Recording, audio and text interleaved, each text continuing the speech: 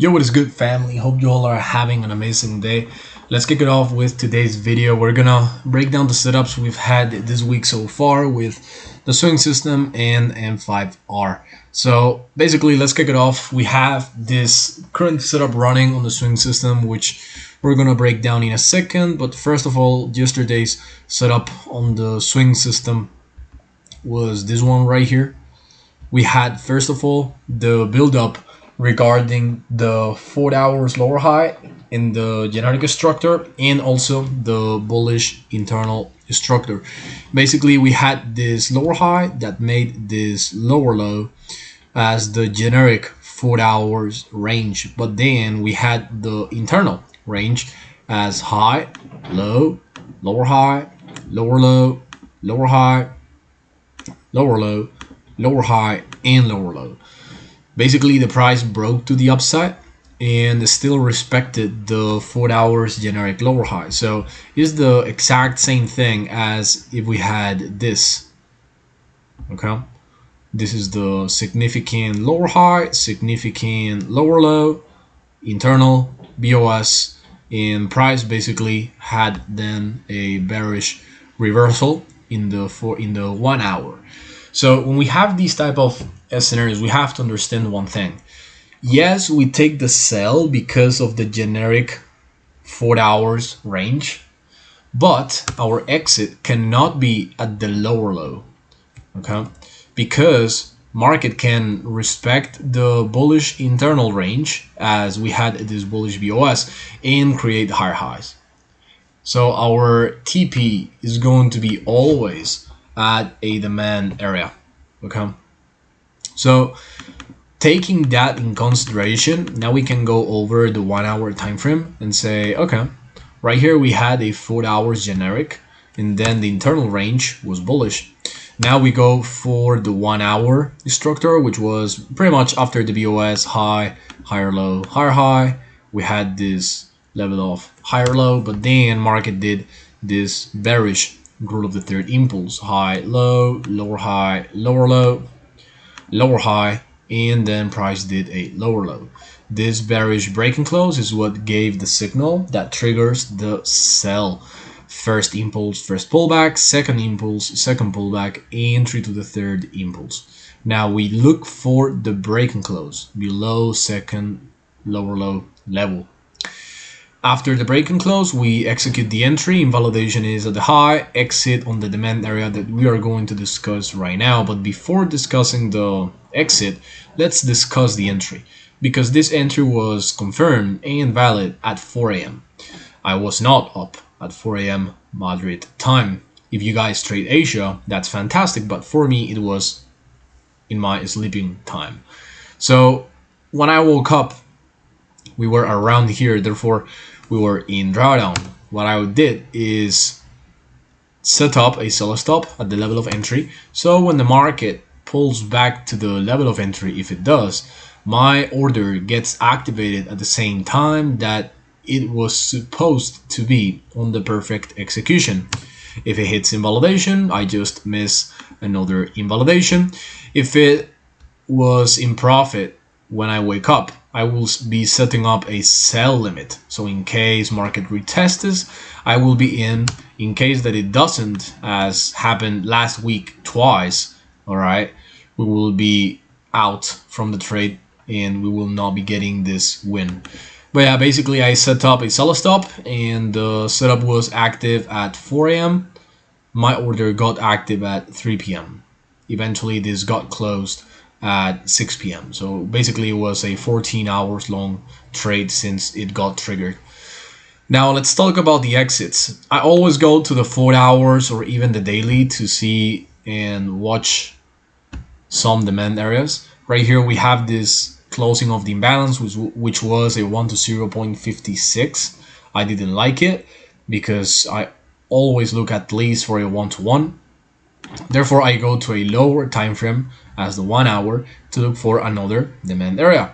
I go one by one, so I don't go from the H4 straight to the M15. In fact, I never go to the M15 to look for demand areas. I keep it as at the weekly, daily, 4 hours, 1 hour, and last resource is the M30. That's it.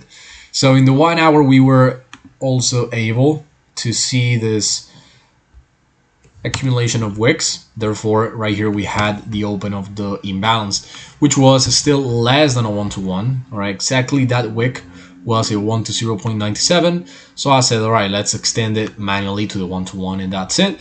And that was my exit.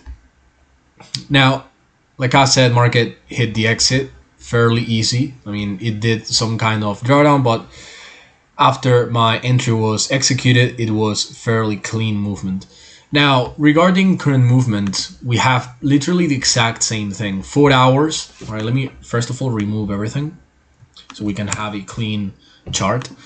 We have a 4 hours lower high and 4 hours lower low.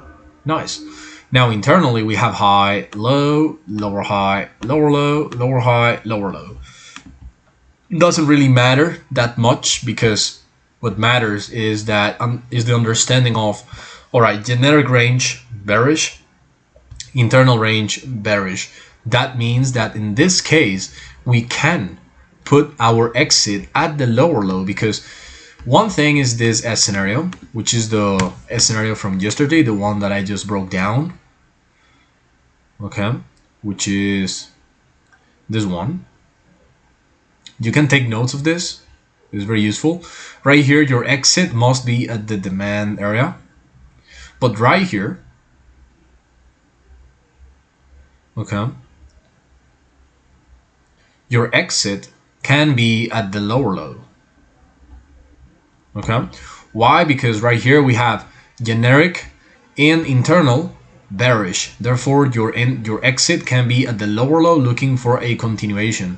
Right here, generic is bearish, internal is bullish. Therefore, your exit must be at the demand, because you don't know if the internal is going to win the battle and eventually keep going higher.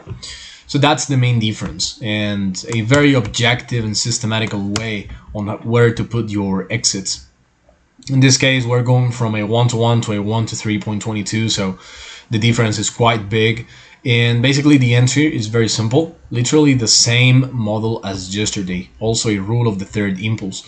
Right here, the 1 hour structure is like this: higher high, higher low, higher high, and now we have the high, low, lower high, lower low, lower high, and then the lower low. Let me remove this. The lower low is right here, okay, but we look for a break and close. Therefore, this is not the entry, this is not the entry, this is the entry. So I execute it right here today at 1 p.m. The invalidations are right at the high of the BOS, well, at the high of the pattern, and the exit, like I just said, at the lower low. So that's basically the summary of the swing system with Bitcoin so far for the week. Now let's talk about the M5Rs. Yesterday we had a loss and today we had a win. So basically it was pretty simple. Also on Tuesday's London session, we had this one right before the session, which is right here, the open, right, 9 a.m. We had a high, low, lower high, lower low, bullish BOS. Pretty simple. Quick invalidation, didn't take a lot of time. And then today we had a beautiful bearish rule of the third impulse playing out. Let me show you. It was high, low, lower high, lower low, lower high, and then market goes for the lower low. So right here we have first impulse, first pullback, second impulse, second pullback, entry to the third impulse. Now the most important part about this is, all right, in the swing system we wait for the break and close. In the M5R we have a sell stop. Literally as simple as that. In the M5R we use a sell stop.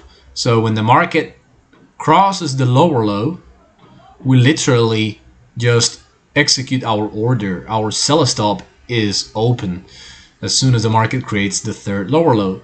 Invalidation goes above the high. That's that's the same. And with the exit, as you guys know, with the M5R is a standard of a 1-to-1 always. It takes a little bit more. The entry goes active literally on the same opening candle, but it takes a few hours, all right, 3 hours and a half, well, 3 hours and 5 minutes to eventually close in the exit. So yeah, with that being said, family, that's a wrap. Let's see what happens. All right, this is still running, so this could either melt all the way towards the exit or skyrocket and hit the invalidation. All right, this is still full risk, full size. This is not at break even. I haven't taken partials, and that's literally the management that I always do with the swing system. No break even, no partials, just holding until my original target, either invalidation, stop loss, or a take profit. That's it. Pretty simple. So with that being said, see you guys in the next videos. Remember, on the description of the video you have the link to my Instagram. You can ask into my DMs and see if we have available spots for the private group of students. If we do, you will have access to all my strategies through all my intensive courses. You will also have access to my live analysis sessions that I do from Monday to Friday in Spanish and English. And you will have access also to all the analysis and market ideas that I have in Forex and crypto through the private app that you get access to as a student. So with this being said, see you guys in the next videos. Take care. Let's get it. Bye-bye.